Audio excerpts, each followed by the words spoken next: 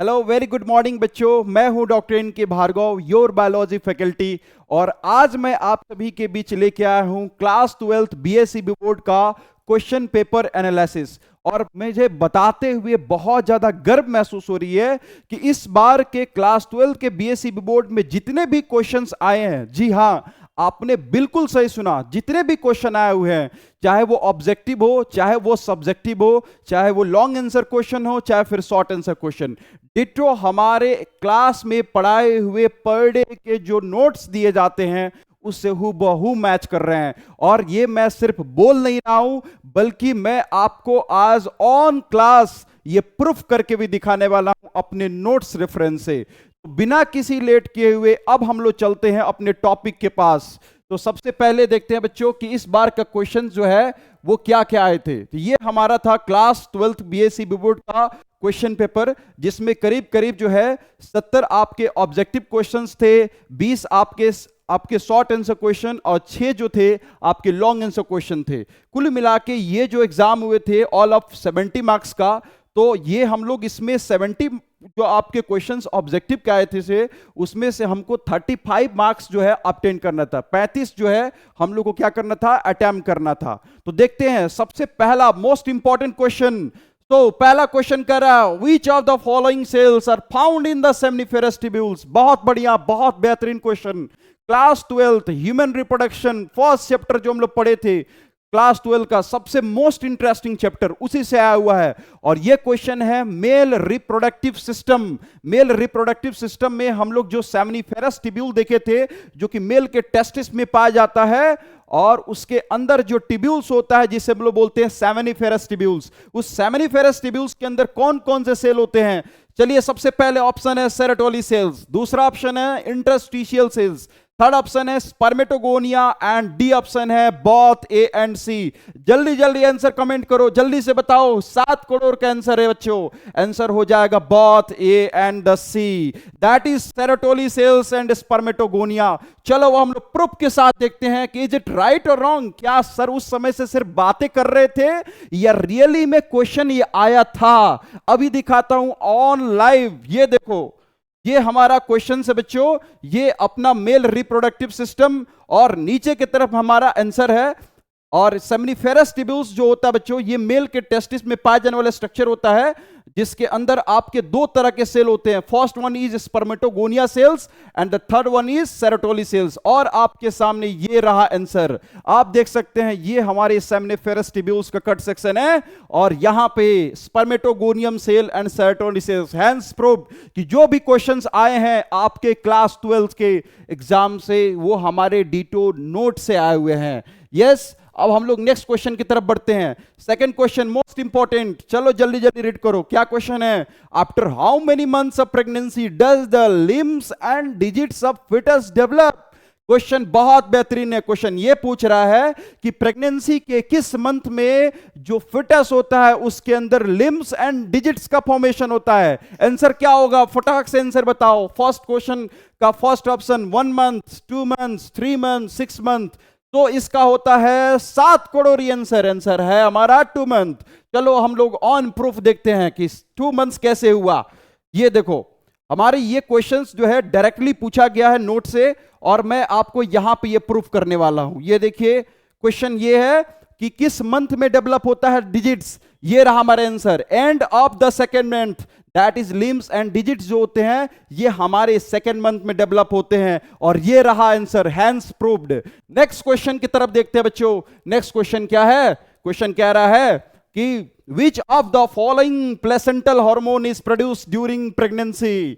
Pregnancy के दौरान placenta से कौन कौन से हार्मोन सेक्रेट होते हैं। और ये देखो, इसका आंसर हो जाएगा बच्चों HCG, HPL, relaxin, D, all of these. बताओ फटाक से इसका आंसर क्या होगा। आंसर हो जाएगा हमारा D, that is all of these. और मैं इसको अभी प्रूव करने वाला हूं। ये देखिए आपके सामने आंसर, ये रहा प्लेसेंटा, ये हमारा नोट्स है, और आपका वो रहा क्वेश्चन। ये रहा प्लेसेंटा जो कि एम्ब्रियो का डेवलपमेंट में काम आता है, अम्बिलिकल कॉर्ड का फॉर्मेशन करता है, और ये एक इंडोक्राइन टिश्यू की तरह काम करता है। हाँ, इंडोक्राइन टिश्यू की तरह। और इंडोक्राइन टिश्यू क्या करते हैं बच्चों, हार्मोन रिलीज करता है। कितने तरह का हार्मोन निकलेगा, ये देखो, पहला HCG ह्यूमन क्रोनिक गोनाडोट्रोपिन, दूसरा है HPL human placental lactogen, and third is estrogen progesterone relaxin. ये रहा इसका आंसर हमारे क्वेश्चन के अकॉर्डिंग। चलो बढ़ते हैं हम लोग नेक्स्ट क्वेश्चन की तरफ। नेक्स्ट क्वेश्चन क्या कर रहा है बच्चों? शुक्राणु की संरचना यानी स्पर्म के स्ट्रक्चर के बारे में बात कर रहा है। याद देखो, ये सबसे पहला क्वेश्चन है यहाँ पे, in which of the following structure of sperms enzyme present which help in the fertilization of the ovum। कह रहा है कि जो हमारे स्पर्म होते हैं उस स्पर्म के अंदर वैसा कौन सा स्ट्रक्चर पाया जाता है जिसके अंदर आपके एंजाइम पाए जाते हैं जो फर्टिलाइजेशन में बहुत बड़ा रोल निभाते हैं। और इसका आंसर हुआ middle piece, neck, nucleus, acrosome.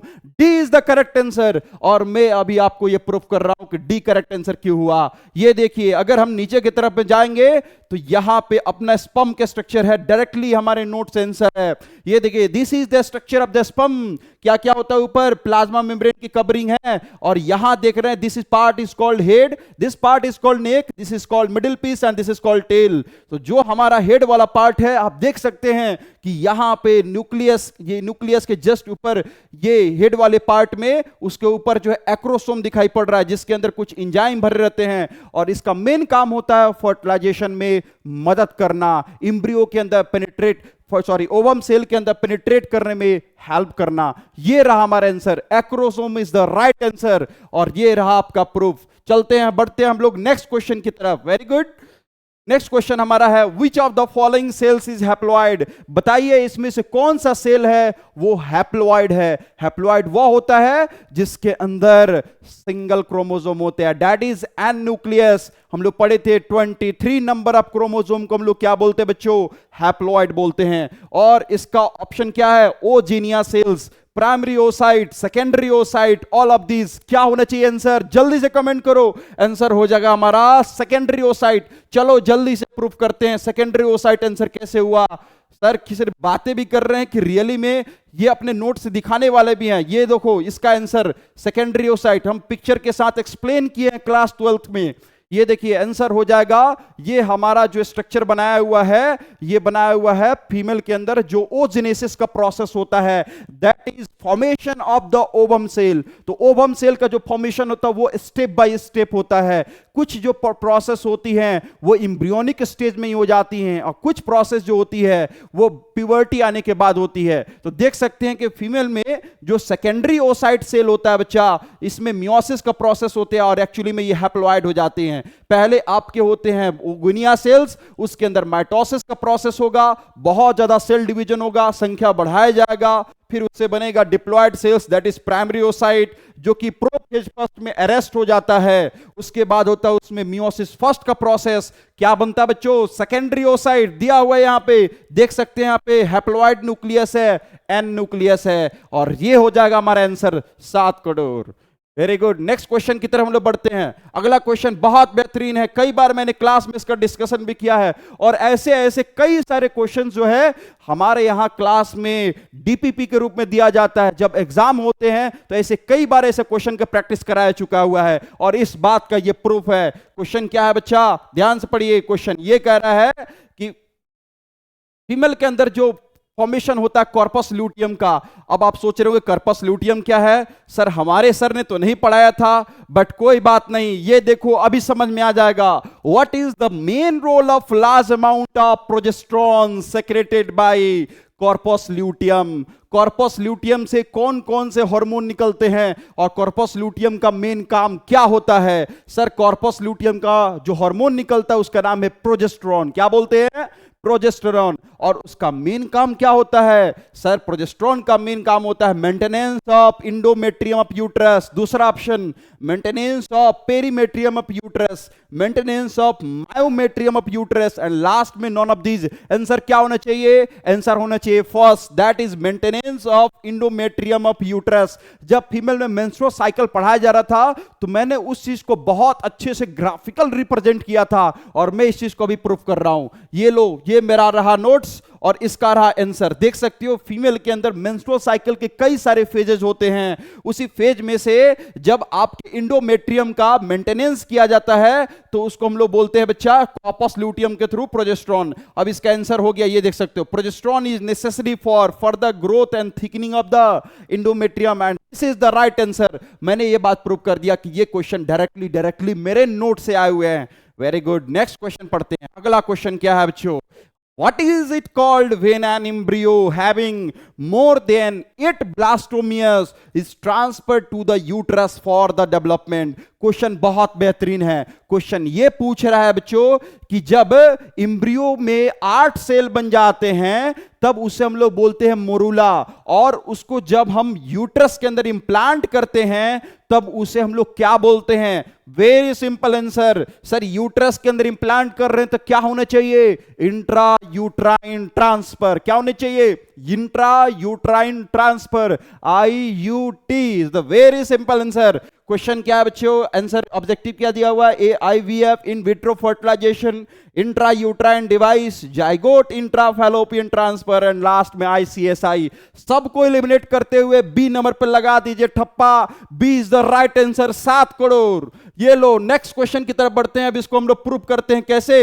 ये देखो, ये रहा मेरा आंसर। अभी देखो क्या लिखा है मैंने यहां पे, some important techniques for ART class 12th। हम लोग पढ़ रहे हैं reproductive health. Yes, class 12th reproductive health chapter, और उसमें पूछा गया है ART टेक्निक क्या होता है।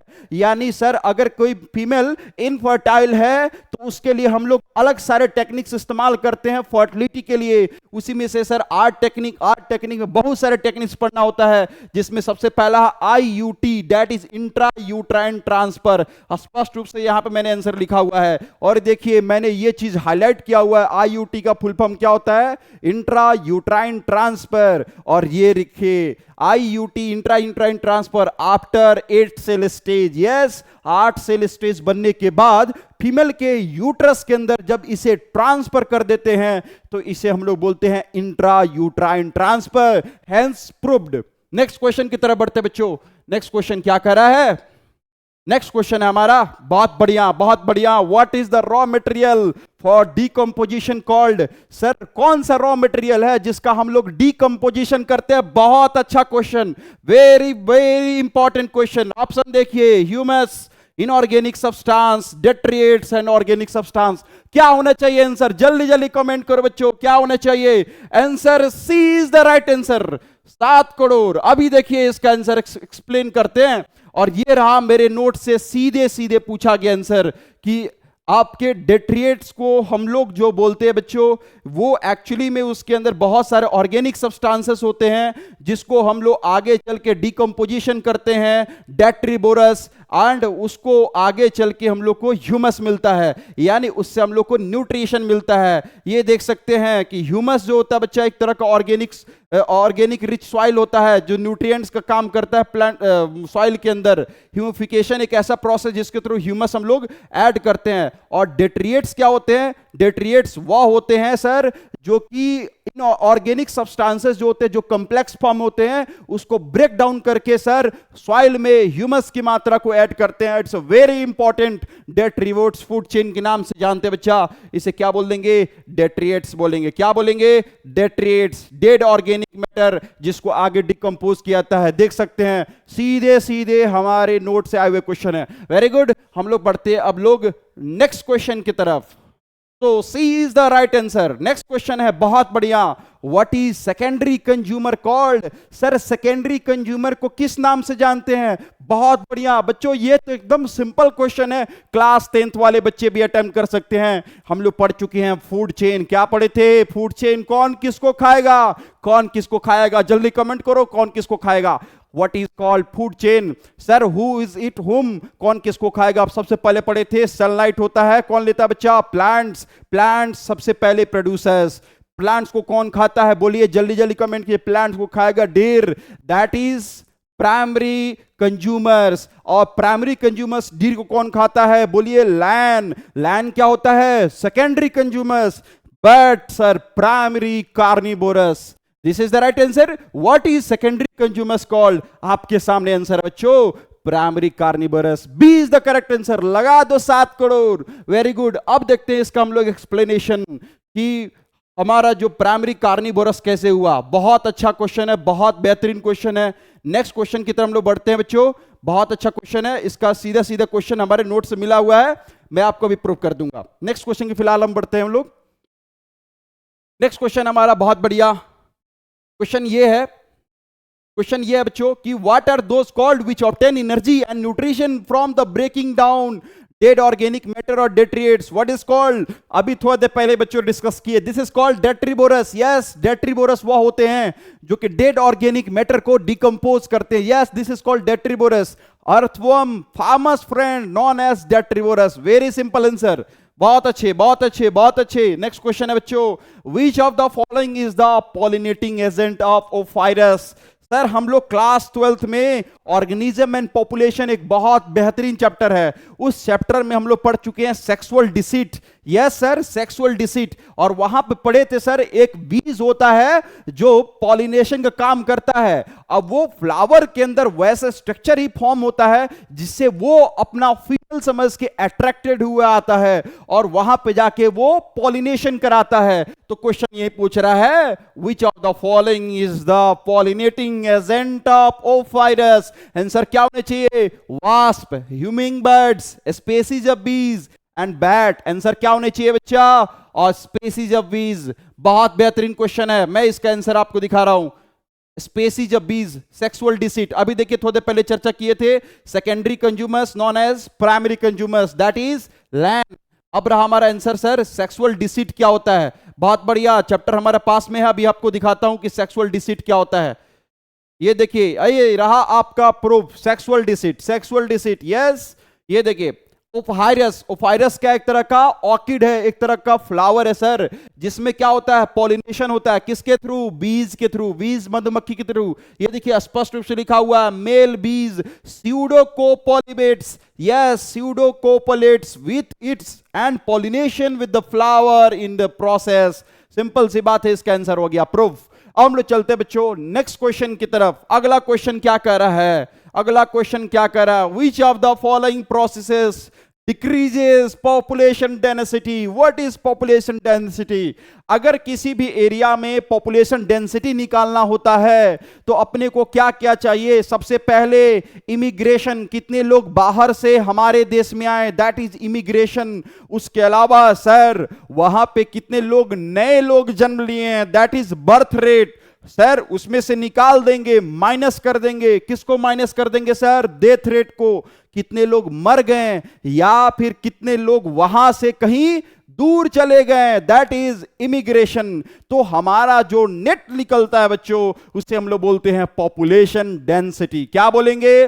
Population density. क्वेश्चन पूछ रहा है which of the following process decreases population density? और सर जी ने अभी अभी चर्चा किया कि अगर सर पॉपुलेशन डेंसिटी डिक्रीज हो रहा है, इसका मतलब यह हुआ कि वहां पे कुछ लोग क्या हो गए? मर चुके हैं, या फिर वहां से कुछ लोग एग्जिट कर गए हैं, मतलब वहां से कहीं दूर चले गए हैं, that is immigration. So answer क्या होने चाहिए? फटाफट बताइए। पहला ऑप्शन है इमिग्रेशन, दूसरा डेथ, तीसरा इमिग्रेशन, चौथा है both, B and C, and B D is the correct answer. Both B and C is the right answer. और मैं इसका भी प्रूफ दिखा रहा हूं आपको कि इमिग्रेशन और एमिग्रेशन क्या होता है, ये देख सकते हैं अभी। बहुत बढ़िया, बहुत जबरदस्त क्वेश्चन। ये रहा आपका proof, very good. Population growth, population population population, class 12th पढ़ चुके ऑर्गेनिज्म पॉपुलेशन, उससे डायरेक्ट क्वेश्चन पूछा हुआ। यस, ये रहा मेरा आंसर, ये देख सकते हैं पॉपुलेशन ग्रोथ। अभी मैंने हाईलाइट किया, आप देख सकते हैं यहां पे पॉपुलेशन डेंसिटी एट T+1। किसी भी एरिया में पॉपुलेशन डेंसिटी कैसे निकालते हैं? Population density at T+ natality plus immigration, minus करेंगे किसको बच्चों? Mortality plus immigration. तो हमारा क्या निकल जाएगा? Real population. अगर किसी भी एरिया का पॉपुलेशन डिक्रीज हो रहा है, इसका मतलब यह है कि वहां पे डेथ रेट क्या है? ज्यादा, और लोग वहां से कहीं दूर पलायन कर रहे हैं। So very simple answer. बढ़ते हम लोग आगे नेक्स्ट क्वेश्चन की तरफ। बहुत बढ़िया, देखते देखते हम लोग 12 क्वेश्चन सीधे सीधे हमारे नोट से अभी बच्चों, अभी बहुत सारे क्वेश्चन है, एक एक करके हम लोग डिस्कस करने वाले। अंत तक बने रहिएगा और वीडियो को कर दो ज्यादा से ज्यादा शेयर और लाइक, क्योंकि इसमें लगी है बहुत ज्यादा मेहनत। समझ रहे हो ना? ठोको ताली बैठे बैठे अपनी जगह पे। निम्नलिखित में से किसके प्रयोग से ऑस्ट्रेलिया में लाए गए नागफनी को नियंत्रित किया गया? हिंदी मीडियम वाले इंग्लिश में पढ़ते हैं, क्या लिखा हुआ है? लिखा हुआ है सर वेरी सिंपल आंसर, ये भी ऑर्गेनिज्म पॉपुलेशन प्रीडेशन चैप्टर से क्वेश्चन, प्रीडेशन टॉपिक से क्वेश्चन उठाया गया है। देखो यहां पे, which of the following was used to control the cactus and that been introduced in Australia? yes sir, Australia में सर एक कैक्टस जो होती है उसकी संख्या इतनी बढ़ गई थी कि उसकी संख्या को कंट्रोल करने के लिए बाहर से प्रीडेशन लाया गया था।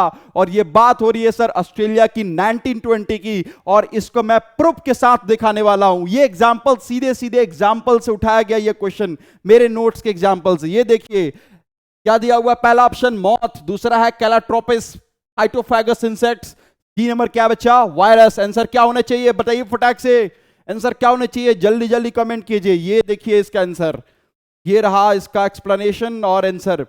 डायरेक्टली ये क्वेश्चन जो है हमारे दिए हुए नोट्स के एग्जाम्पल से पूछे गए हैं। ये रहा इसका प्रूफ, ये रहा आपका क्वेश्चंस, ह्यूमिफिकेशंस,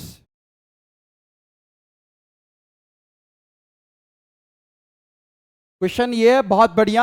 1920 ऑस्ट्रेलिया की बात किया जा रहा है, और वहां पे सर एक पॉपुलेशन बहुत इंक्रीज कर गई थी, तो वहां पे पॉपुलेशन कंट्रोल करने के लिए बाहर से प्रेडेटर्स मंगाए गए थे। ये देख सकती है 1920, ये रहा आपका answer. In 1920s in Australia prickly pear cactus spread rapidly as it was an exotic species and did not have natural predators।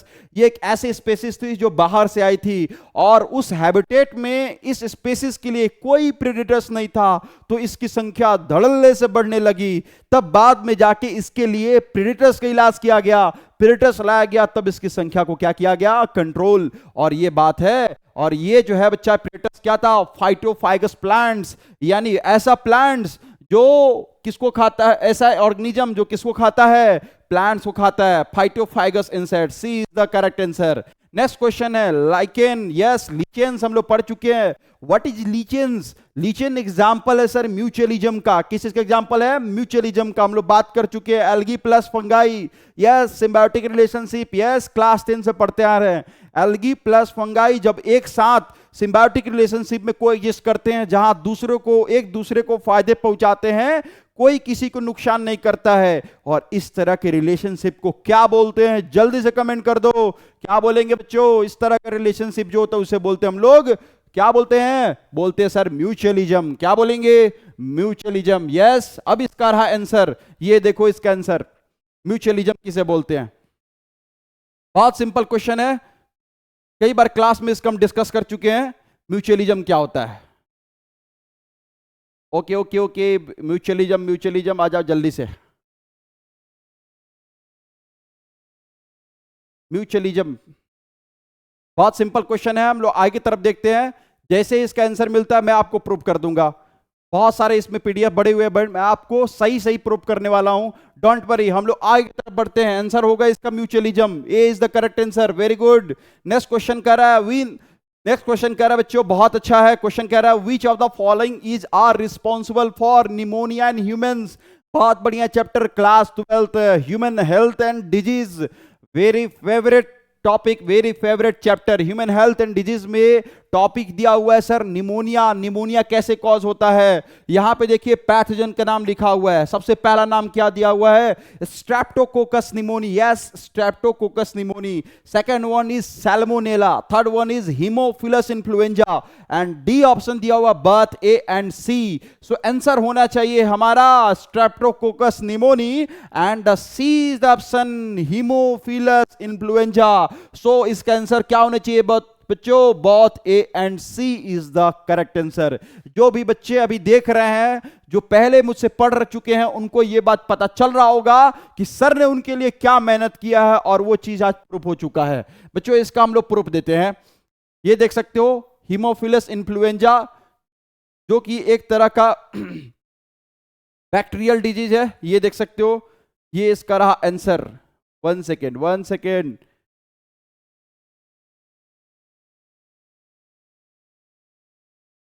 ये रहा इसका आंसर। बहुत बेहतरीन क्वेश्चन है, बहुत बेहतरीन क्वेश्चन है। क्वेश्चन है कि निमोनिया किसके थ्रू कॉज किया जाता है? निमोनिया कॉज किया जाता है, यहां पे 2 बैक्टीरिया, उसके नाम हम लोग पढ़ने वाले हैं।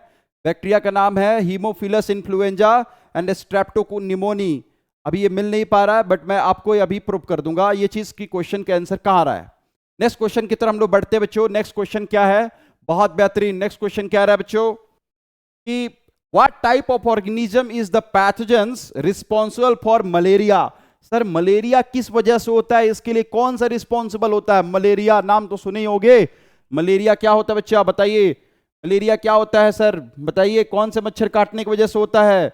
मलेरिया सर प्लाज्मोडियम की वजह से होता है। और यहां पे ऑप्शन दिया हुआ है virus, bacteria, protozoa, nematode. Answer क्या होना चाहिए बच्चों बताइए, आंसर क्या होना चाहिए। ह्यूमन हेल्थ एंड डिजीज का most important chapter human health and disease से ये क्वेश्चन पूछा गया है कि मलेरिया जो होते हैं वो किस वजह से होती है। तो मलेरिया जो होता है एक मच्छर काटने की वजह से होती है। और वहां पे जो है प्लाज्मोडियम जो है बच्चा एक तरह का, प्लाज्मोडियम जो है एक तरह का प्रोटोजोआ होता है। क्या होता है बच्चों, प्रोटोजोआ। तो ये जो बीमारी है एक प्रोटोजोआ संबंधित बीमारी है। आप देख सकते हैं this is the correct answer. यहां पे देखिए इन्फेक्शियस डिजीज मैंने बताया था, bacterial, viral, fungal, protozoan, helminths. इसका आंसर दिया हुआ है protozoan, that is malaria and this is the right answer. Malaria is the right answer. Next question क्या बच्चों, आगे बढ़ते हैं। नेक्स्ट क्वेश्चन पूछ रहा है Which of the following disease are transmitted by insects vector। Question बहुत बढ़िया है। क्वेश्चन ये पूछ रहा है कि इसमें से कौन सी बीमारी है जो किसी इंसेक्ट्स या वेक्टर की वजह से होती है। ऑप्शन दिया हुआ है typhoid, malaria, filaria, both B and C. Typhoid कैसे होती है, टाइफॉइड बैक्टीरिया की वजह से होती है। उस बैक्टीरिया का नाम क्या है, सैल्मोनेला टाइफी बैक्टीरिया। क्या ना बच्चों, सैल्मोनेला टाइफी बैक्टीरिया। तो ऑप्शन बचा अपने पास क्या, मलेरिया एंड फाइलेरिया। और आंसर देख सकते हैं D, both B and C. लगा दीजिए 7 crore. Answer D is the correct answer, both B and C is the right answer. Next question की तरफ बढ़ते हैं हम लोग बच्चों। नेक्स्ट क्वेश्चन क्या कह रहा है, नेक्स्ट क्वेश्चन कह रहा है what kind of barrier is the interferon secreted by virus infected cells. Sir virus से जो सेल्स इंफेक्टेड हो जाते हैं उससे इंटरफेरेंस निकलता है, और वो किस तरह का बैरियर होता है। बहुत बढ़िया क्वेश्चन, ये भी ह्यूमन हेल्थ एंड डिजीज से पूछा गया है। ऑप्शन क्या है बच्चों, पहला ऑप्शन साइटोकाइन बैरियर, दूसरा फिजिकल बैरियर, तीसरा cellular barrier and D is the physiological barrier. Answer क्या होने चाहिए, जल्दी जल्दी कमेंट करो। आंसर होना चाहिए बच्चों साइटोकाइन बैरियर। और जिसने भी साइटोकाइन बैरियर लगा जल्दी से मारो ताली, ठोको ताली जल्दी। नेक्स्ट क्वेश्चन की तरफ बढ़ते हैं बच्चों। नेक्स्ट क्वेश्चन क्या रहा है, बहुत बढ़िया क्वेश्चन कह रहा है कि एंटीबॉडी या इम्यून सिस्टम से पूछा गया which of the following cells are responsible for humoral immune response. Humoral immune response यानी ब्लड के अंदर जो इम्यून सिस्टम आती है, ब्लड से जो हमारी इम्यूनिटी आती है उसको बोलते हैं हम लोग humoral immune response.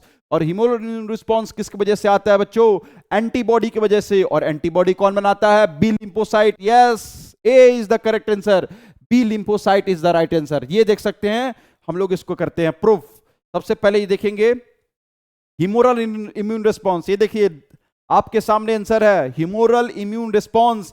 It is immune response mediated bye antibody. और ये कहां पाया जाता है बच्चों, हमारे ब्लड में। कहां पाए जाएंगे, ब्लड में। और ये रहा स्ट्रक्चर किस इसका बच्चों, एंटीबॉडी का स्ट्रक्चर। देख सकते हैं कितने तरह के एंटीबॉडी की चर्चा किए थे हम लोग, IgA, IgM, IG and IgG। This is the structure, that is the heavy chain and the light chain. Next question की तरफ बढ़ते हैं, बहुत बढ़िया। नेक्स्ट क्वेश्चन पूछ रहा है, ये भी आपके ये सेल मेडिएटेड इम्यूनिटी से क्वेश्चन पूछा हुआ है, सेम चैप्टर से, सेम टॉपिक से। क्वेश्चन देखिए, what is taken by the patient to stop graft rejection. कई बार मैंने क्लास में एक्सप्लेन कर चुका व्हाट इज ग्राफ्ट रिजेक्शन। जब भी हम लोग किसी दूसरे व्यक्ति की किडनी या किसी दूसरे व्यक्ति का ऑर्गन किसी और व्यक्ति में ट्रांसफर करते हैं तो उसके बॉडी का जो इम्यून सिस्टम होता है उसको एक्सेप्ट नहीं करता है। क्यों नहीं करता है, क्योंकि दोनों का एंटीजन अलग अलग होता है। उसके बॉडी का immune system that is antibody उसके अगेंस्ट में उस पर अटैक करता है और उस ट्रांसप्लांटेड ऑर्गन को डैमेज कर देता है। तो इसको प्रिवेंट करने के लिए कई बार जो होता है डॉक्टर जो होते हैं ग्राफ्ट रिजेक्शन से बचने के लिए मेडिसिन चलाते हैं ताकि उसका इम्यून सिस्टम स्लो डाउन हो जाए। पूरे लाइफ टाइम मेडिसिन खाना पड़ता है एंड उस तरह के मेडिसिन को हम लोग बोलते हैं बच्चा इम्यूनोसप्रेसेंट। क्या बोलेंगे, immunosuppressant. A is the correct answer, 7 crore. अब इसका आंसर देखते हैं बच्चों, इम्यूनोसप्रेसेंट क्या होता है। ग्राफ्ट रिजेक्शन क्या होता है? अभी थोड़ी देर पहले हम लोग चर्चा किए थे साइटोकाइन बैरियर, ये देख सकते हैं साइटोकाइन बैरियर कैसे निकलता है। साइटोकाइन बैरियर क्या होता है सर? जो वायरस इंफेक्टेड सेल होते हैं उनसे एक स्पेशल तरह का प्रोटीन निकलता है जिसे बोलते हैं इंटरफेरॉन्स, और यही इंटरफेरॉन्स जो है साइटोकाइन बैरियर की तरह काम करते हैं। Yes, proved. Okay, next question देखते हैं हम लोग। नेक्स्ट क्वेश्चन है बच्चों, बहुत बढ़िया बहुत बढ़िया। नेक्स्ट क्वेश्चन है कि ग्राफ्ट रिजेक्शन से बचने के लिए डॉक्टर किस चीज के मेडिसिन लेते हैं? ये देख सकते हैं म्यूचुअलिज्म। अभी थोड़ी देर पहले मैंने चर्चा किया था म्यूचुअलिज्म क्या होता है सर? एक तरह का लिविंग रिलेशनशिप होता है जिसमें दोनों को फायदे होते हैं, दोनों को बेनिफिट होते हैं। और लीचेंस किसको बोलते हैं सर? जब फंगी प्लस अलगी दोनों एक साथ रहते हैं तो उसे हम लोग लीचेंस बोलेंगे, and this is the proved. Next question की तरफ बढ़ते बच्चों। नेक्स्ट क्वेश्चन हमारा ये है कि बचने के लिए, ऑर्गन ट्रांसप्लांट से बचने के लिए डॉक्टर किस तरह के मेडिसिन के इस्तेमाल करते हैं? तो इम्यूनो सप्रेसेंट मेडिसिन के इस्तेमाल करते हैं। क्या करता है वो? हमारे इम्यून सिस्टम को स्लो डाउन करता है, जिसके वजह से हमारे ऑर्गन्स जो ट्रांसप्लांट हुए उस पर बहुत ज्यादा असर नहीं करता है और हमारा शरीर बीमारी से बच जाता है। थोड़ा देर पहले हम लोग देख चुके थे कि इसमें से बताना था कौन सा ऐसे डिजीज है जो वर्म्स के थ्रू होता है। हमने चर्चा भी किया था sir, helminthes disease and elephantiasis disease, that is called filariasis, hence proved. Next question की तरफ बात करते हैं हम लोग। मलेरिया किस तरह का डिजीज है सर? प्रोटोजोअन डिजीज है। अभी ये क्वेश्चन पूछा था और ये रहा इसका आंसर। नेक्स्ट की तरफ बढ़ते हैं। ये रहा सीधे सीधे आंसर, अभी आपका आंसर मिल गया यहाँ पे। Cell mediated immune response, cell mediated immune response, that is called CMI। What is called? CMI, cell mediated immune response. इसमें क्या होता है सर? Graft reject. ये शो करता है कि आपका इम्यून सिस्टम एक्टिव होता है, यानी अगर हम लोग किसी व्यक्ति का ऑर्गन्स को किसी दूसरे व्यक्ति के बॉडी में ट्रांसफर कर दें तो क्या बोलेंगे? उसका बॉडी एक्सेप्ट नहीं करता है, that is called graft reject. और उसको प्रिवेंट करने के लिए स्पष्ट रूप से लिखा हुआ है, patient should take immunosuppressant all his life. Patient को पूरे उम्र जो है इम्यूनो सप्रेसेंट मेडिसिन लेने पड़ते हैं ताकि ग्राफ्ट रिजेक्शन को कंट्रोल किया जा सके, and this is the right answer. Yes, चलो बढ़ते हैं हम लोग नेक्स्ट क्वेश्चन की तरफ। बहुत बढ़िया बहुत बढ़िया। देखते देखते हम लोग काफी सारे क्वेश्चंस को अटेम्प्ट कर लिए और हमारे यहां पे 20 क्वेश्चन हो गए सीधे सीधे नोट से। अगला क्वेश्चन पूछते हैं, अगला क्वेश्चन। नेक्स्ट क्वेश्चन हमारे है ह्यूमन हेल्थ एंड डिजीज से। Same question, immune system. क्या क्वेश्चन पूछा हुआ है? Which of the following are primary lymphoid organ? इसमें से कौन सा ऐसा है जो प्राइमरी लिम्फोइड ऑर्गन में आता है? पहला ऑप्शन दिया बच्चों बोन मैरो एंड टॉन्सिल्स, दूसरा ऑप्शन दिया हुआ bone marrow and the thymus, next option दिया हुआ है lymph nodes, and last option दिया हुआ है thymus and the lymph nodes. क्या ऑप्शन होना चाहिए? जल्दी जल्दी कमेंट करो, आंसर होना चाहिए सर। क्या आंसर होना चाहिए बच्चों? Bone marrow and the thymus. Yes, bone marrow and the thymus is the right answer.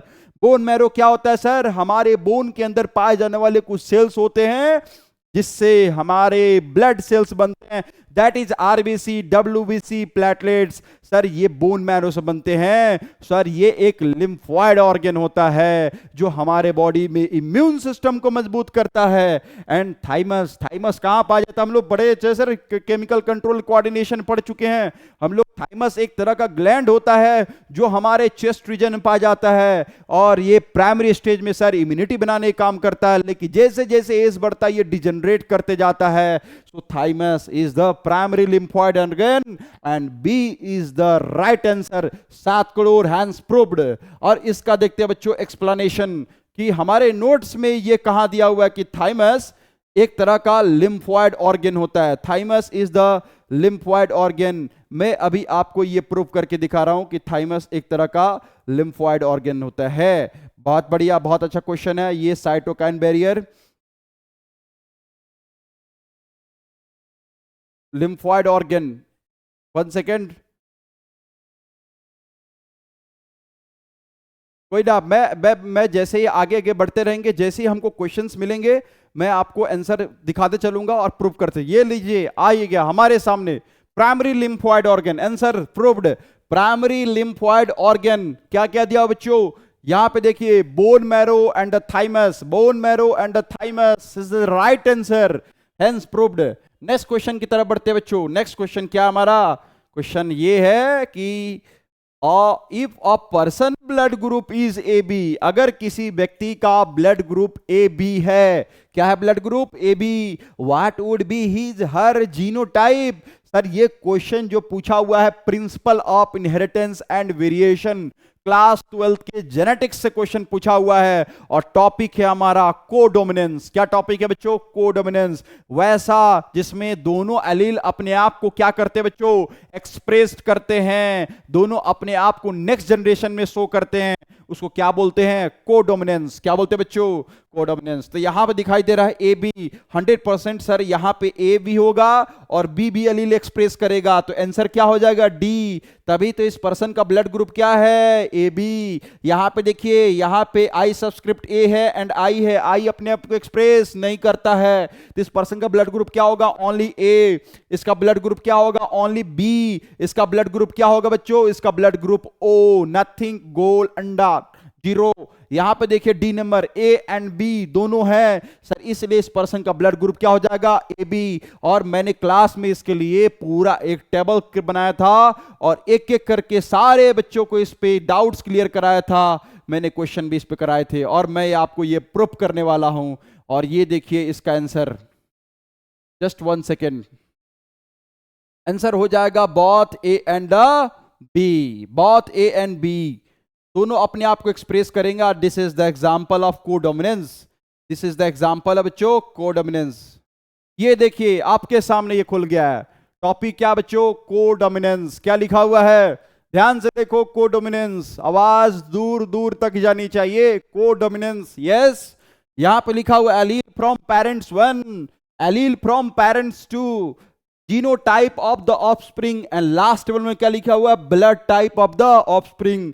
दूसरा नंबर देखिए, आई सबस्क्रिप्ट ए, दूसरे पेरेंट्स का क्या है, आई सबस्क्रिप्ट बी, तो उस ऑफस्प्रिंग का जीनोटाइप क्या होगा, I subscript A and I subscript B both, तो उस पर्सन का ब्लड ग्रुप क्या होगा, A B. Hence proved 7 crore. आगे हम लोग बढ़ते हैं नेक्स्ट क्वेश्चन की तरफ। बहुत बेहतरीन, बहुत बेहतरीन। नेक्स्ट क्वेश्चन जो हमारा पूछा गया है बच्चों, नेक्स्ट क्वेश्चन पूछा गया है मल्टीपल एलिज्म से। नेक्स्ट क्वेश्चन पूछा गया मल्टीपल एलिज्म से। क्वेश्चन पूछ रहा है polygenic inheritance, how many types of gametes would be formed if the genotype plant is A A B B C C. क्या होना चाहिए इसका आंसर, क्या होना चाहिए, इसका आंसर होना चाहिए sir C. C is the right answer. कैसे हो जाएगा सी, सर यहां पे कितने एलील बन रहे हैं, 3 ए, यहां पे एक अलील, यहां पे ए ए एक अलील, बी बी दूसरा अलील, सी सी 3 अलील, तो इसका फॉर्मूला होता है 2 टू द पावर n। तो सिंपल सी बात है, यहां पे 3 अलील बन रहा है तो 2 का क्यूब क्या होता है बच्चों,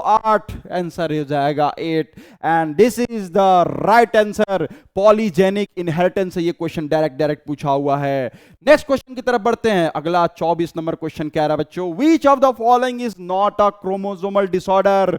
इसमें से कौन सा ऐसा क्रोमोसोमीय विकार है या क्रोमोसोमल डिसऑर्डर है, तो अपने को बताना है। सबसे पहले Klinefelter syndrome, sir Turner syndrome, Down syndrome, haemophilia. Sir ये जितने भी हैं, Turner syndrome, Down syndrome, Klinefelter syndrome, ये सब के सब क्या बच्चों, क्रोमोसोमल डिसऑर्डर।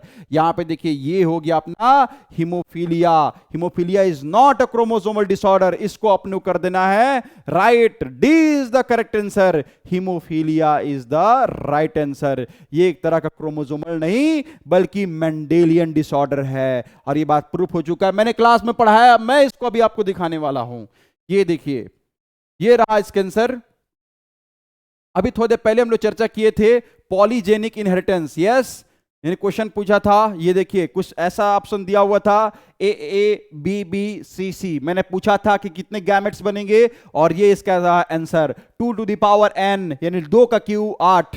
सिंपल सी बात, ये रहा इसका आंसर। नेक्स्ट क्वेश्चन चलते बच्चों, इसका एक्सप्लेनेशन रहा। ये क्वेश्चन ये है कि कौन सा ऐसा है जो क्रोमोसोमल डिसऑर्डर नहीं है। आपके ऑप्शन दिए हुए थे, तो पहला ऑप्शन क्या है बच्चों, डाउन सिंड्रोम। डाउन सिंड्रोम क्या है बच्चों, एक तरह का क्रोमोसोमल डिसऑर्डर, स्पष्ट रूप से लिखा हुआ है।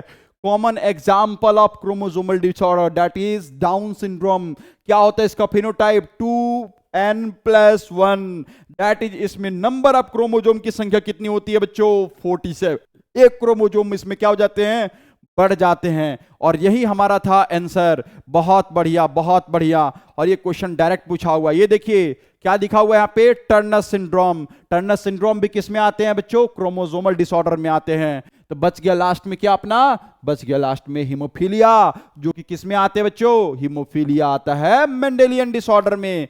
चलो नेक्स्ट क्वेश्चन बढ़ते हैं, 25 नंबर क्वेश्चन। देखते देखते हम लोग 25 क्वेश्चन को यूं ही सॉल्व कर लिए, और ये सारे क्वेश्चंस मैंने विथ प्रूफ आपको दिखाया है कि सब कुछ क्लास में ऑलरेडी पढ़ाया चुका है, और कई बार टेस्ट एग्जाम में ऐसे क्वेश्चंस पूछे गए हैं। तो अगर आपको भी ऐसे ही गाइडेंस की जरूरत है तो आज ही जुड़ जाइए फोटोन क्लासेस के साथ में। मेरा गाइडेंस हमेशा आपके साथ रहेगा।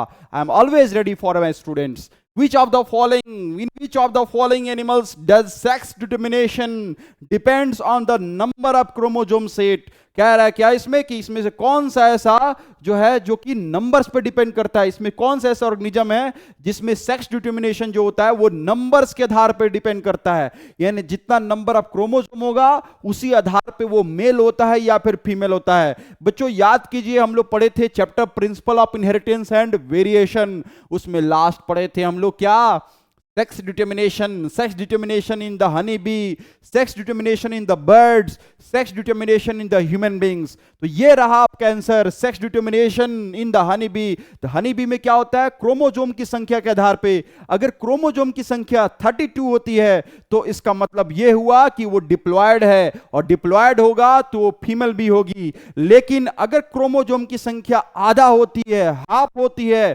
16 होती है, हैप्लॉयड होती है, तो उसे हम लोग बोलते हैं बच्चों ड्रोन। तो कहीं ना कहीं यहां पे हम लोग नंबर्स की बात कर रहे हैं, दैट्स वाई कह सकते हैं कि यहां पे आंसर हो जाएगा अपना honey bee. B is the correct answer, और इसको मैं अभी दिखाने वाला हूं अपने प्रूफ के साथ। बहुत बेहतरीन क्वेश्चन है बच्चों, सेक्स डिटर्मिनेशन से ये क्वेश्चन पूछा गया है, और कई बार मैंने डिसाइड ये दिखा भी चुका क्लास में। ये देखिए सीधे सीधे सीधे सीधे आंसर आया हमारे नोट से, sex determination in honey bee. मैंने हेडिंग भी बनाया था और क्वेश्चन यही है, sex determination in the honey bee. Question क्या बच्चों कि हनी बी में कैसे होता है, तो उनके नंबर के आधार पे ये देख सकते हैं, 2n है तो female, that is number of chromosome की संख्या 32। उसमें मियोसिस हुआ तो क्या हुआ, नंबर ऑफ क्रोमोसोम की संख्या हाफ हो गया।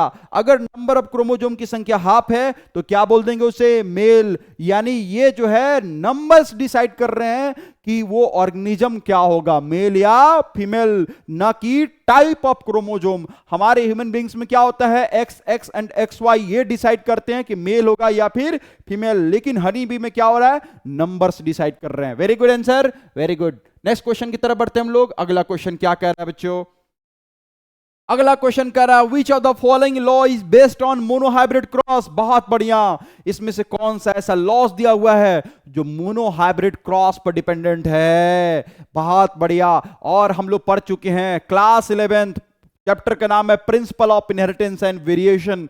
उसमें हम लोग पढ़े थे law of dominance, law of segregation, law of independent assortment. उसमें से पहला जो था वो मोनोहाइब्रिड क्रॉस पे रिलेटेड था। कौन कौन सा, law of dominance and law of segregation. अब देखिए आपके सामने सीधे सीधे ऑप्शन दिखाई दे रहा है, law of dominance, law of segregation, law of independent assortment, both A and B. Answer क्या होना चाहिए, D is the correct answer, both A and B is the right answer. 7 crore, और मैं ऑलरेडी इसको क्लास में डिस्कस कर चुका हूं, law of segregation. Yes, law of segregation, जिसमें क्या होता है कि गैमेट्स फॉर्मेशन के लिए दोनों एलील्स को सेपरेट होना पड़ता है, and this condition is called law of segregation. चलिए बढ़ते हम लोग नेक्स्ट क्लास की तरफ। जैसे ही नेक्स्ट क्वेश्चन की तरफ में जैसे ही हमको ऑप्शन या आंसर दिखता है मैं आपको उसी समय एक्सप्लेन कर दूंगा, बट हमारा answer each and every question के आंसर हमारे इस नोट्स में इंक्लूडेड है। बहुत बढ़िया, लॉ ऑफ सेग्रेशन ये देखिए आपके सामने प्रेजेंट हो गया। Law of segregation, during gametes formation the 2 alleles of a gene must be segregate or separate to move into different gametes, and this is the right answer, 7 crore.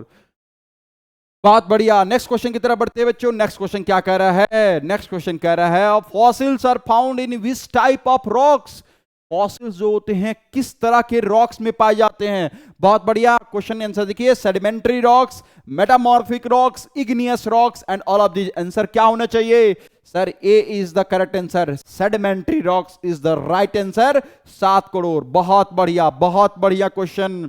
ये देखिए, ये question direct पूछा हुआ है, ह्यूमन इवोल्यूशन। बहुत बढ़िया। Homology organ, analogous organ, same same but different. 19-20 का ही तो फर्क है सर, 19-20 का फर्क है। यहां इसका परफेक्ट आंसर दिखेगा सर, स्ट्रक्चर सेम रहेगा but function is different different. Function different different but structure is same. Sir इसको क्या बोलेंगे? ये देखिए, eye of octopus and human, sweet potato and potato, flippers a penguin and dolphin, heart of reptiles and mammals. क्या होगा answer? इसका answer question पूछ रहा है बच्चों, होमोलोगस ऑर्गन, नॉट एनोलोगस। अगर एनोलोगस पूछता आंसर हो जाता eye of octopus and human, but here is asked homologous organ. So इसका आंसर होना चाहिए heart of reptilia and mammals, क्योंकि कहीं ना कहीं इन दोनों का ओरिजिन जो होता है सेम ऑर्गेनिज्म से हुए हैं। सो स्ट्रक्चर सेम है बट फंक्शन क्या है बच्चों? डिफरेंट डिफरेंट है। इसलिए से क्या बोलेंगे? Homology organ.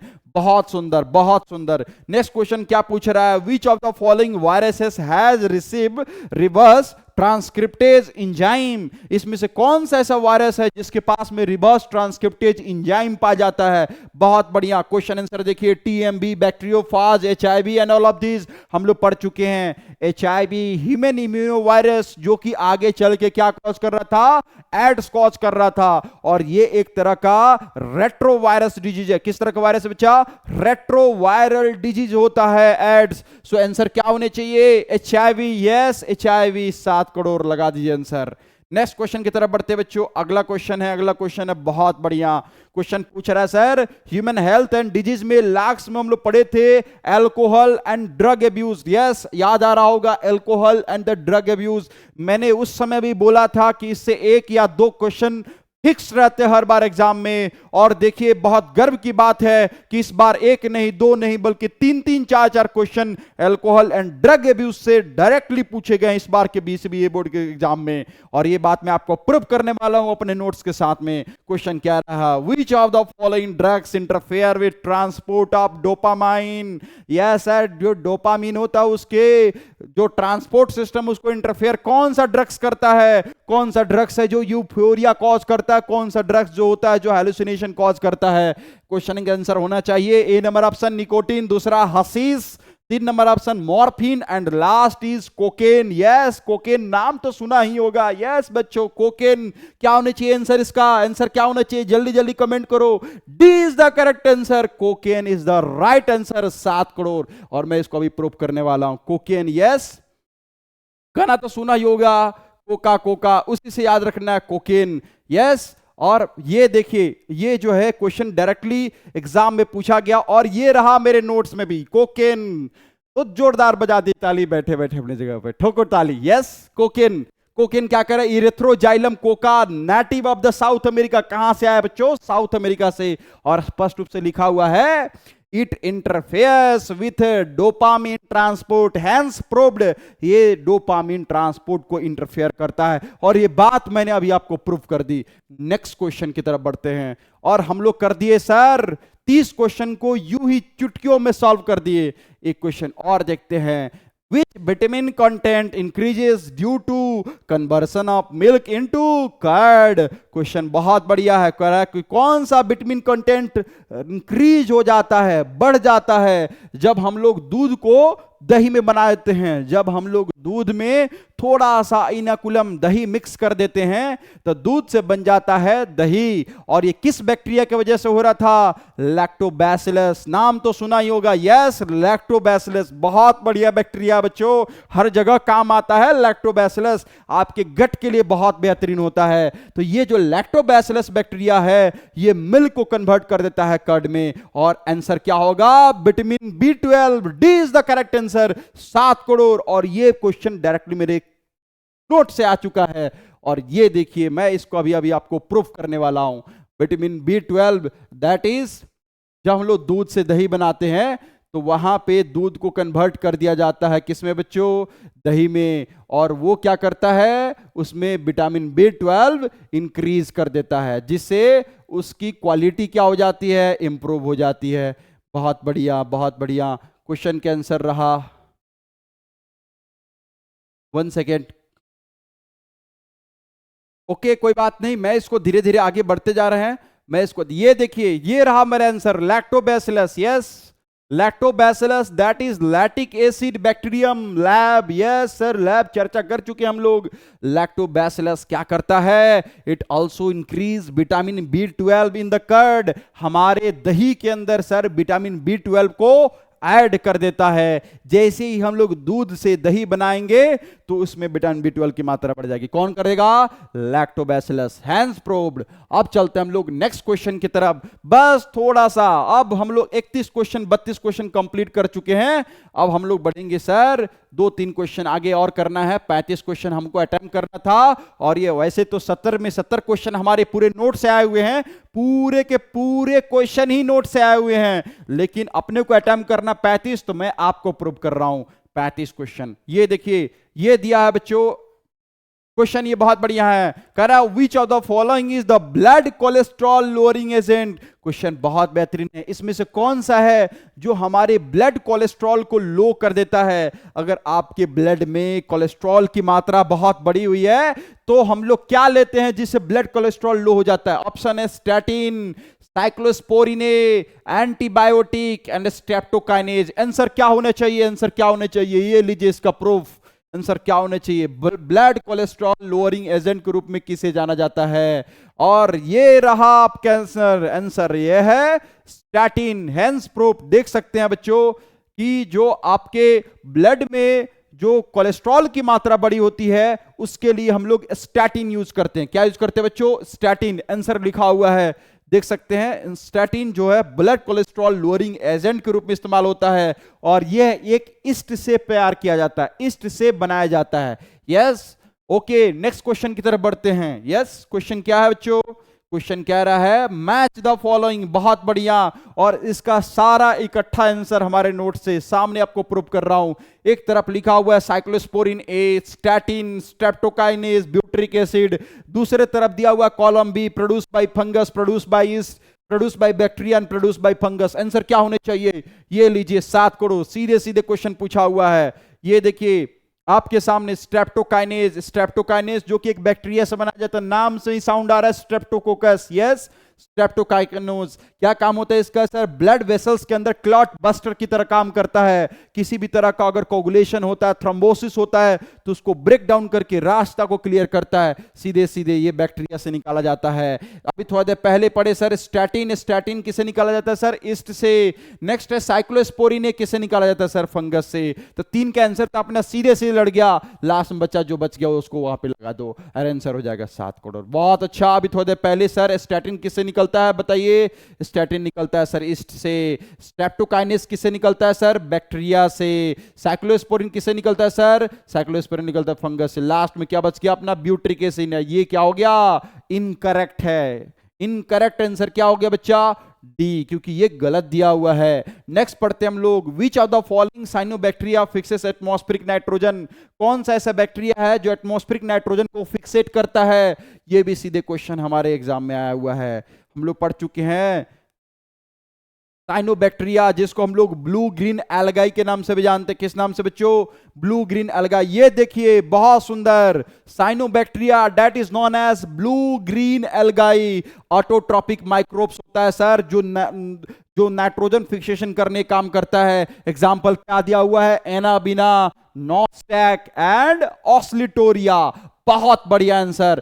Organic matter add करने काम करता है सॉइल के अंदर। और इस तरह से हम लोग देखते देखते कितना क्वेश्चन अटेम्प्ट कर लिए सर? 34 क्वेश्चन हमारा हो गया कंप्लीट। एंड अब हम लोग बढ़ेंगे सर लास्ट क्वेश्चन की तरफ। बहुत बढ़िया क्वेश्चन। लास्ट क्वेश्चन क्या रहा है sir? With the help of what are butterfly caterpillar control. Sir कई बार क्या होता है कि प्लांट्स पे जो होता है बहुत सारे बटरफ्लाई के कैटरपिलर जो होते हैं वो अटैक कर देते हैं, उसके जो भी बर्ड वगैरह होते हैं उसको खा जाते हैं और प्लांट्स डिस्ट्रॉय हो जाता है। तो उसके लिए क्या किया गया? बायोटेक्नोलॉजी में एक स्पेशल तरह का बैक्टीरिया होता है जिसका नाम है Bacillus thuringiensis, that is BT bacteria. उसको इंट्रोड्यूस किया गया, उसके उस प्लांट्स के जीन के अंदर डाला गया जिससे उसके उस तरह का प्रोटीन बनता है। और जैसे ही वो मॉथ कैटरपिलर उस प्लांट्स को खाता है, वो बीटी बैक्टीरिया उसके गट में जाके रिएक्शन करके उसके गट को क्या होता है छोटे छोटे पोर्स में कन्वर्ट कर देता है। और वो ऑर्गेनिज्म वहीं पे मर जाता है। तो कह सकते हैं सर यहां पे किसकी बात कर रही हैं हम लोग? ऑप्शन देखिए, with the help of what are butterfly caterpillar control, किसकी मदद से बटरफ्लाई कैटरपिलर कंट्रोल किया जाता है? Pseudomonas, Trichoderma, Bacillus thuringiensis and answer baculovirus. Answer क्या होने चाहिए? आंसर होना चाहिए C is the right answer, baculovirus. और इस तरह से मैंने 35 क्वेश्चन का आपको ऑन रिकॉर्ड लाइव प्रूफ के साथ ये दिखा दिया कि सारे क्वेश्चंस इस बार हमारे नोट से आए हुए थे। मैटर ये नहीं करता है कि किसके नोट से, मैटर ये करता है कि आप क्या पढ़ाते हैं।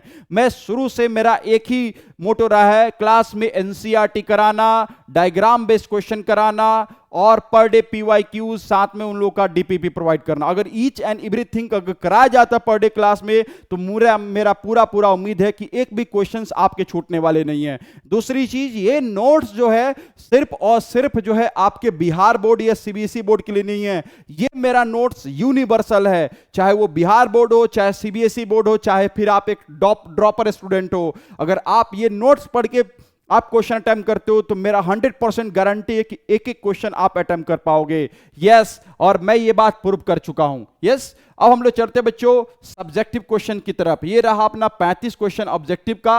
अब बढ़ते हम लोग सब्जेक्टिव क्वेश्चन। सबसे पहले शॉर्ट आंसर क्वेश्चन, देन हम लोग बढ़ेंगे लॉन्ग आंसर क्वेश्चन। देखिए बहुत बढ़िया question, compare endosperm and the perisperm, describe the development of endosperm. बहुत बढ़िया क्वेश्चन है। ये क्वेश्चन पूछा गया है first chapter reproduction, sexual reproduction in the plant. और वहां पे हम लोग जब सीड के स्ट्रक्चर देख रहे थे तो उसमें हम लोग पढ़े थे एंडोस्पर्म और पेरिस्पर्म, और उसका पिक्चर बना के आपको एक्सप्लेन करना था। मैं कई बार क्लास में इसका चर्चा कर चुका हूं पिक्चर के साथ में। दूसरा क्वेश्चन कर रहा है, इसके बारे में आपको दो लाइन बताना है। इंट्रायूट्राइन डिवाइस क्या होता है? थोड़ा देर पहले चर्चा किए थे हम लोग ह्यूमन हेल्थ एंड डिजीज। उसके पहले हम लोग पढ़े थे रिप्रोडक्टिव हेल्थ। रिप्रोडक्टिव हेल्थ में इंट्रायूट्राइन डिवाइस आईयूडी एक ऐसा मेथड है जिसके थ्रू हम लोग जो है अनचाहे प्रेगनेंसी को स्टॉप कर सकते हैं। जिसे नेक्स्ट स्ट्रक्चर ऑफ टेस्टिस, इसके बारे में हम लोग चर्चा कर चुके हैं। इनकम्प्लीट डोमिनेंस क्या होता है, इसको भी हमारे नोट्स में देख सकते हैं, पूरा दिया हुआ है स्ट्रक्चर ऑफ टेस्टिस। नेक्स्ट दिया बच्चा यहां पे कुछ theory, right short notes any of the two of the following, chromosomal theory of inheritance. Direct question सीधे आपके क्लास 12th के principal of inheritance and variation के क्रोमोसोमल थ्योरी ऑफ इनहेरिटेंस से पूछा गया। न्यूक्लियोसोम क्या होता है, डायरेक्ट क्वेश्चन पूछा गया जेनेटिक्स से। ट्रांसफर आरएनए क्या होता है, बहुत बेहतरीन क्वेश्चन। लास्ट में दिया बच्चा सीवेज ट्रीटमेंट प्लांट क्या होता है, कि जो भी घर की गंदगी पानी होती है उसको डायरेक्टली जो होती है हम लोग गंगा नदी, यमुना नदी में वो प्रवाहित करने से पहले उसको पहले हम लोग एक टैंक में रख के उसको पहले हम लोग मेडिकली या फिर और सारे फिजिकल और केमिकल मेथड के थ्रू पहले उसे ट्रीट करते हैं और देन उसे हम लोग गंगा जी में या फिर यमुना जी में डिस्चार्ज करते हैं, ताकि उसके अंदर पाए जाने वाले जो ऑर्गेनिज्म है वो बहुत ज्यादा डेथ ना करे, उनको किसी तरह का नुकसान ना हो। तो इसके लिए सर कई सारे प्लांट्स लगे रहते हैं बड़े बड़े सारे म्यूनिसिपैलिटी में, जिसको हम लोग बोलते हैं सीवेज ट्रीटमेंट। और ये क्वेश्चन का मैंने विद डायग्राम के साथ एक्सप्लेन किया हुआ था विद एनिमेशन। ये बहुत बढ़िया। नेक्स्ट क्वेश्चन कर रहा है, एक्सप्लेन वेरियस कंपोनेंट्स इकोसिस्टम। बहुत बढ़िया, नेचुरल आर्टिफिशियल हम लोग पढ़ चुके हैं, वही चीज एक्सप्लेन करना था। नेक्स्ट बात कर रहा है, describe in brief the features of the cloning vector. Yes sir, cloning vector क्या होते हैं उसको हम लोग फीचर्स को डिस्क्राइब करना था। और ये देखिए इसका आंसर लास्ट में हमारा दिया हुआ है, इसका आंसर बहुत बेहतरीन, बहुत बढ़िया क्वेश्चन है ये। और जो भी क्वेश्चन ये देखिए, this is the answer of cloning vector. Yes, हम लोग चर्चा किए थे सर क्लोनिंग वेक्टर क्या होते हैं। यस, ये देखिए ये वेक्टर, और सबसे फेमस क्लोनिंग वेक्टर जिसका नाम है प्लाज्मिड PBR 322। बहुत बढ़िया, कई बार मैंने क्लास में एक बात एक्सप्लेन कर चुका हूं। और ये चैप्टर पूछा हुआ molecular biotechnology principle and process. ये देख सकते हैं, this is the structure of PBR 322। This is the example of PBR 322। आप देख सकते हैं लास्ट में, देखिए ये सारा पिक्चर है, मोरूला, ब्लास्टूला, गैस्टूला। आप देख सकते हैं फीमेल के अंदर जो भी हार्मोन्स का फॉर्मेशन होता है, उनके प्लेसेंटा से उसका explanation. And this is the structure of the human sperm, जो कि इस बार एग्जाम में करीब 2 मार्क्स का पूछा हुआ था। स्ट्रक्चर ऑफ स्पर्म बनाना है और उसके लेवल डायग्राम करना है।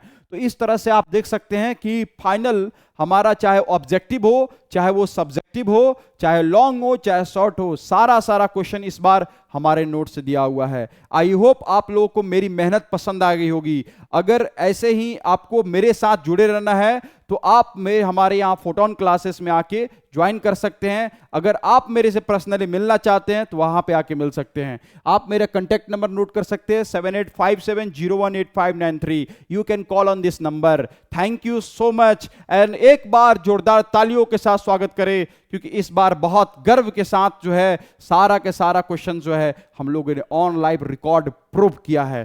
Thank you so much.